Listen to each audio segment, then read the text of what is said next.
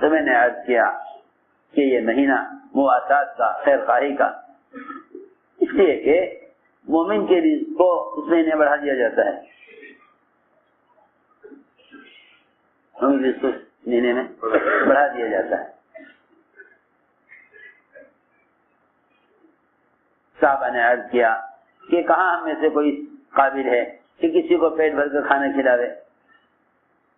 اور ایک گھونٹ لسی کا، لسی بھی نہ انتظام ہو تو پانی کا ایک گھونٹ کسی کو پلا دو، ایک گھونٹ پانی کا کسی کو پلا دو۔ فرمایا کہ اتنا اعمال کا بھاؤ بڑھا دیا جاتا ہے کہ رمضان کے علاوہ آدمی بڑے سے بڑا عمل کر کے وہ درجہ، وہ اجر حاصل نہیں کر سکتا جو رمضان میں چھوٹے عمل سے کر لیتا ہے۔ لیکن میرے دوستوں عزیزوں، بات یہ ہے کہ ہمارا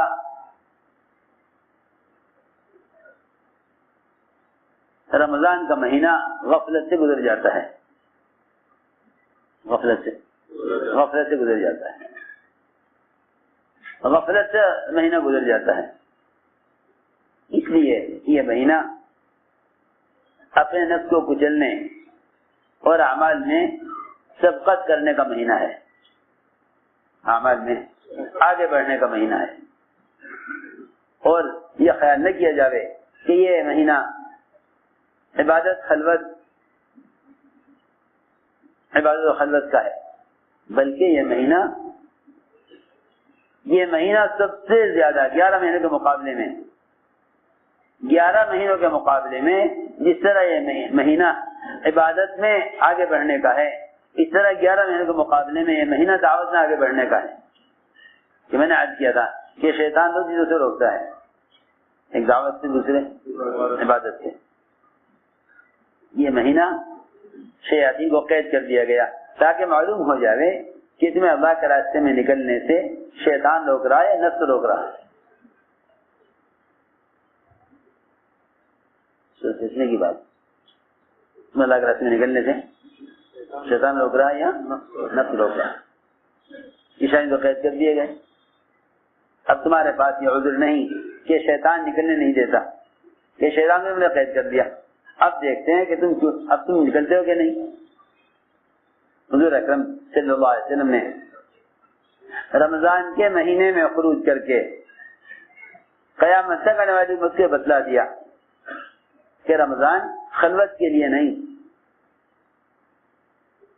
رمضان کا مہینہ خلوت کے لیے نہیں، بلکہ رمضان کا مہینہ 11 مہینوں کے مقابلے میں اللہ کے راستے میں نکلنے کے اعتبار سے زیادہ موزوں ہے۔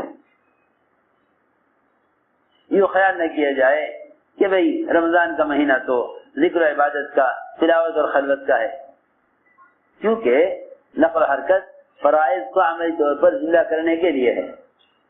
تم جس طرح رمضان کے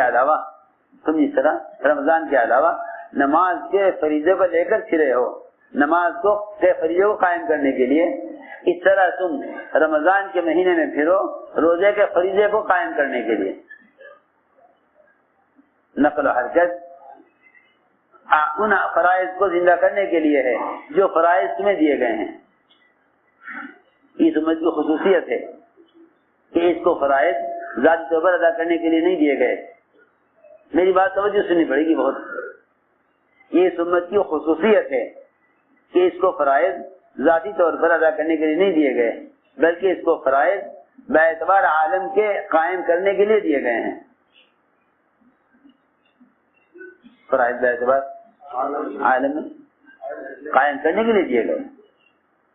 تم نماز کو لے کر پھرو تاکہ نماز قائم ہو، تم روزہ لے کر پھرو تاکہ روزہ قائم ہو۔ رمضان میں نقل و حرکت کا نہ ہونا، رمضان کے مہینے میں خروج کا نہ ہونا، رمضان کے مہینے میں خروج کا نہ ہونا، وہ روزے کے فریضے کو امت میں سے ختم کر دینا ہے۔ دیکھو میری بات سوچو سننی پڑے گی بہت۔ عام طور سے لوگ یہ سمجھتے ہیں کہ جب ساری دنیا کو معلوم ہے کہ رمضان آ گیا، جب ساری دنیا کو خبر ہے کہ روزہ رکھنا ہے، سمجھ میں آ رہی بات؟ ساری دنیا کو معلوم ہے کہ روزہ رکھنا ہے، اور ساری دنیا کو معلوم ہے کہ رمضان آ رہا ہے، دنیا جہان کے چینل، دنیا جہان کے نیٹ اور دنیا جہان کا یہ گند جتنے بھی آلات کی شکل میں ہے، جب اس کے ذریعے ساری دنیا میں معلوم ہو گیا کہ رمضان آ رہا، پھر رمضان میں پھرنے کی کیا ضرورت ہے؟ پھرنا تو اس لیے ہوتا کہ بھائی لوگوں کو روزے کی خبر نہیں ہے، بس یہی خیال غلط ہے، یہی خیال غلط ہے۔ میری بات توجہ سننی پڑے گی، میری بات بہت توجہ سننی پڑے گی۔ یہی خیال غلط خیال ہے، یہی خیال غلط خیال ہے۔ لوگ یہ سمجھتے ہیں تبلیغ میں نکلنا اس لیے ہے تاکہ دوسروں کو بھی عمل کی خبر ہو جائے، نہیں، ایسا نہیں ہے۔ تبلیغ میں نکلنے کا مقصد یہ نہیں کہ دوسروں میں عمل کا تعارف ہو جائے،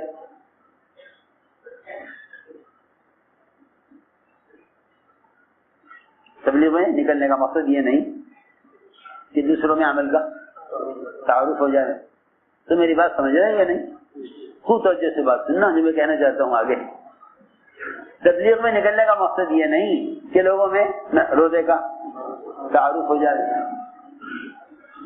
کیونکہ آپ دیکھ رہے ساری دنیا میں اس وقت جشن منایا جا رہا ہوگا، جگہ جگہ پھول پتیاں، جگہ جگہ جو ہے بازار سجائے جا رہے ہوں گے، سب بدعتیں ہیں، کیونکہ شیطان قید تو ہو رہا مگر وہ اپنے قید ہونے سے پہلے تمہیں ان فرائض کی ادا کرنے کے لیے ایسے رسمی طریقے بتا جائے گا کہ تم پورا رمضان اس میں گزار دو گے، پورا رمضان اس میں گزار دو گے۔ وہ عمل کو رواجی بنا دیتا ہے۔ میری بات توجہ سے سننا، رمضان میں نکلنے کا مقصد صرف روزوں کا تعارف کرانا نہیں، وہ تو ساری دنیا میں ہو رہا، ہر جگہ سوال، ہاں بھائی چاند ہو گیا نہیں ہو گیا، چاند ہو گیا نہیں ہو گیا، معلوم ہے لوگوں کو۔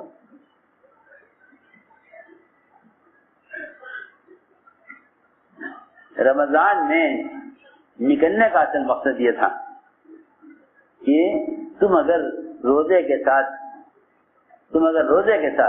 اللہ کے راستے میں نکل کر روزے کی دعوت دو گے تو اس دعوت سے لوگوں میں روزہ رکھنے کی استعداد اور رغبت پیدا ہوگی، کیونکہ تبلیغ اعلان کے لیے نہیں ہے، تبلیغ عمل کی استعداد پیدا کرنے کے لیے ہے۔ جس عمل کو لے کر تم پھرو گے لوگ اس عمل کو، لوگوں کے اندر اس عمل کرنے کی استعداد پیدا ہوگی، کیونکہ تمہارا یہ روزہ اللہ کے راستے کے مجاہدے کے ساتھ ہے، اللہ کے راستے کے مجاہدے کے ساتھ ہے، تمہارا روزہ اللہ کے راستے کے مجاہدے کے ساتھ ہے۔ جس روزہ لے کر پھرو گے، روزہ رکھ کر دعوت دو گے جا کر روزے کی، تو تمہاری دعوت سے، تمہارے روزے کی وجہ سے لوگوں میں رمضان کے روزوں کی استعداد پیدا ہوگی۔ ورنہ بہت بڑی مخلوق ہے اللہ کی جنہیں کوئی شمار نہیں کر سکتا، وہ ہیں جن کو روزے کی فرضیت کا علم ہے مگر وہ روزہ نہیں رکھتے۔ وہ روزہ آج تک لوگ یہ سمجھتے ہیں تبلیغ کو ہلکا اس لیے سمجھتے ہیں کہ وہ سمجھتے ہیں بات پہنچانے کے لیے تبلیغ ہے، اور بات تو ساری دنیا میں پہنچ ہی چکی ہے۔ دنیا جہان کے جو ہے چینل، دنیا جہان کے آلات وہ اعلان کر رہے ہیں رمضان آ گیا، ہاں آ گیا، معلوم ہے، تاریخیں بنی ہیں، کیلنڈر بنے ہوئے ہیں، خبر ہے سب کو رمضان کا مہینہ اس تاریخ میں ایک دن 2 دن آگے پیچھے ہوگا، آ جائے گا رمضان، شوال آ گیا، ذوالقعدہ آ گیا، ذوالحجہ آ گیا، محرم آ گیا، رمضان بھی آ جائے گا۔ میں کچھ کہنا چاہتا ہوں، تبلیغ کا مقصد عمل کا تعارف کرانا نہیں ہے، بلکہ عمل کو لے کر پھرنا اس لیے ہے تاکہ تمہارے عمل کو لے کر پھرنے کی وجہ سے لوگوں میں اس عمل کی استعداد پیدا ہو، لوگوں میں اس عمل کی استعداد پیدا ہو۔ یہ مقصد تھا اصل. اس لیے حضور اکرم صلی اللہ علیہ وسلم صحابہ کو رمضان میں لے کر نکلے. یہ نہیں کہ بھائی روزہ رکھنے ہیں، یہ بھی تو فرض ہے، یہ بھی تو فرض ہے. 11 مہینے پھر لیں، 11 مہینے پھر لیں رمضان میں روزہ رکھنے کے لیے بیٹھ جائیں. یہ نہیں بلکہ اگر تم اسلام کی فتح چاہتے ہو، کوئی ملک فتح ہو گیا، علاقہ فتح ہو گیا، نہیں، یہ اسلام کی فتح نہیں ہے. اسلام کی فتح مکہ ہے. اسلام کی فتح مکہ. اگر تم تمام فتوحات میں سب سے بڑی فتح چاہتے ہو تو اللہ کے راستے میں رمضان میں نکلو. حضور اکرم صلی اللہ علیہ وسلم نے اور آپ کے صحابہ نے کبھی بھی روزوں کی وجہ سے اللہ کے راستے کے خروج کو نہیں چھوڑا. اس زمانے میں جب امت اس کام کو چھوڑ بیٹھی اور بھلا بیٹھی اور دعوت ملک سے ختم ہو گئی، تبھی بات پیدا ہوئی کہ رمضان کا مہینہ عبادت کے لیے ہے.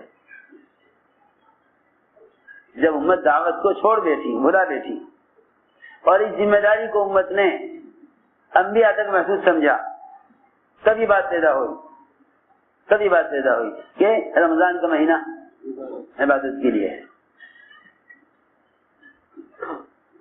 تبھی بات پیدا ہوئی امت نے کہ رمضان کا مہینہ عبادت کے لیے ہے. ورنہ اصل بات یہ ہے کہ رمضان سے بڑھ کر اور کوئی مہینہ اللہ کے راستے کی نقل و حرکت کے لیے رمضان سے زیادہ موضوع، رمضان سے زیادہ بہتر نہیں ہے.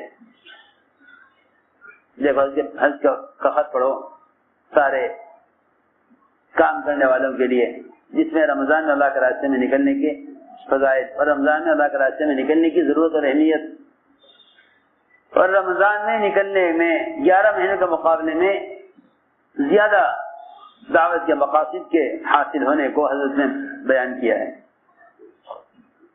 اس لیے صحابہ کرام رمضان میں اللہ کے راستے میں نکلتے تھے. جن میں ہمت ہوئی انہوں نے روزہ رکھا لیکن خروج نہیں چھوڑا. جن میں ہمت نہیں تھی انہوں نے روزہ نہیں رکھا. کہ نہیں ہمت نہیں ہے، ہمت نہیں ہے کہ اگر ہمت نہیں روزہ رکھنے کی تو مت رکھو، مگر خروج مت چھوڑو. خروج مت چھوڑو. بعض وہ ہوتے ہیں جو بیچارے رمضان کے مہینے میں کہ ہمیں تو قرآن سننا ہے، ہمارا قرآن ناقص ہو جائے گا. یہ ایک عجیب بات چل پڑی ہے کہ قرآن ناقص ہو جائے گا اگر رمضان میں نکلیں گے. ارے خروج قرآن کو ناقص کرنے کے لیے ہے یا خروج قرآن کو پھیلانے اور قرآن کو قائم اور زندہ کرنے کے لیے ہے؟ کسے ناقص ہو جائے گا؟ تراویح کی سنت جب زندہ ہوگی، جب تم تراویح کو لے کر پھرو. حفاظ کرام رمضان میں نکلنے میں سستی کرتے ہیں. کیوں بھائی کہ قرآن سنانا ہے؟ ارے ہم تمہیں قرآن سنانے کے لیے تو نکالنا چاہ رہے اور تم کہہ رہے کہ قرآن سنانے کے لیے قرآن سنانے کے لیے نکلنا مشکل ہے. قرآن سنانے کے لیے نکلنا مشکل. سمجھتے جو وقت لگا کر آ گیا رمضان سے پہلے اس سے کہتے بھائی تو آ گیا تو قرآن سنا لے، میں نکل جاؤں.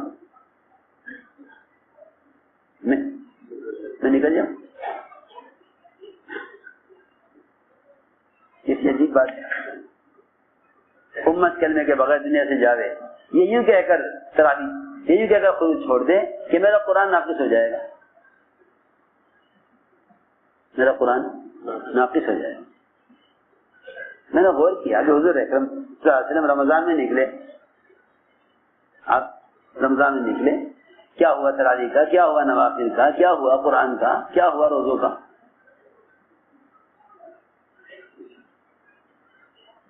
عجیب بات ہے. اس زمانے میں یہ ذہن بن گیا امت کا کہ بھائی رمضان تو ذکر و تلاوت کا، خلوت و عبادت کا مہینہ ہے.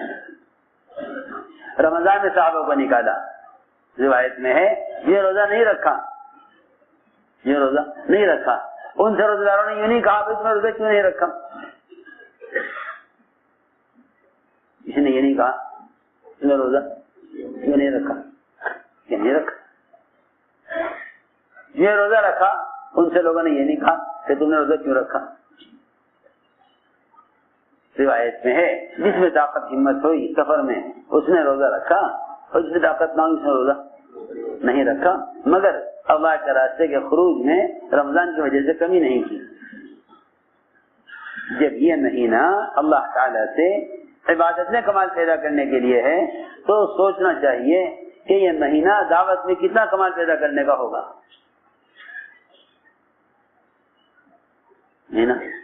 دعوت میں کتنا کمال پیدا کرنے کا ہوگا، کیونکہ دعوت عبادت کو جمع کرنے سے دین میں پختگی پیدا ہوتی ہے. اسی لیے اللہ نے فرمایا قرآن میں وَمَنْ أَحْسَنُ قَوْلًا مِّمَّنْ دَعَا إِلَى اللَّهِ وَعَمِلَ صَالِحًا، کہ جو دعوت اور عمل کو دونوں کو جمع کر لے، ایک ساتھ دونوں کو اکٹھا جمع کر لے، دعوت اور عبادت دونوں کو اکٹھا جمع کر لے. یہ دعوت عبادت دونوں کو اکٹھا جمع کر لے، اس سے زیادہ اچھا دین، اس سے زیادہ پختہ مذہب اور ہو کس کا سکتا ہے. قرآن تو اس کو استفہام انکاری کہہ رہا. کیا اللہ استفہام